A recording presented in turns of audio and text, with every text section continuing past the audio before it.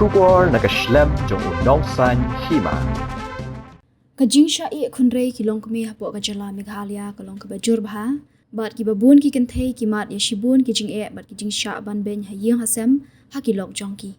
habayo banakran bat ka Dr. Mazel Ampareen lingdo halor ka ne ka benta kalau ong ba kajing Syai Khunrei ki long kami kam de ka bajuja tang ki Kynthei khasi ne hapo ka jala Meghalaya Henry ki don Shibun ki wei pat ki Kynthei ki baju Syai Khunrei bat ong bakum ki Kynthei ki diban shim ya karai bagi diban penlong ya Shynrang ban kit khle nak benta ki baro ki baki le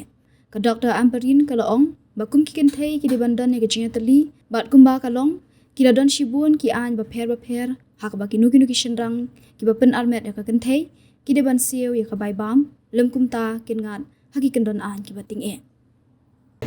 Ngam ya to you pikin kadai ka romanticizing jong kata ka issue kam ne gajing siya ba ditang ki Kynthei kasi ki ba siya elok ngataray ki ba bon ki Kynthei ki ba siya elok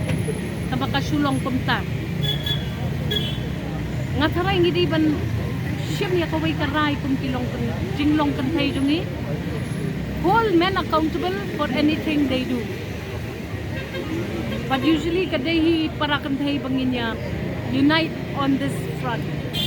mentala don ki an bapher ki pen kha khon ya kanu kalong kumi bat ki ya ka ki hap siu bai bam ngin twet ipi do pin da hap siu do bai bam so you see laws are also changing ka an kala bat ngangek ba ngimni man sko rangli than ya la ki ngatrai kani ka marital problems kalong common across the globe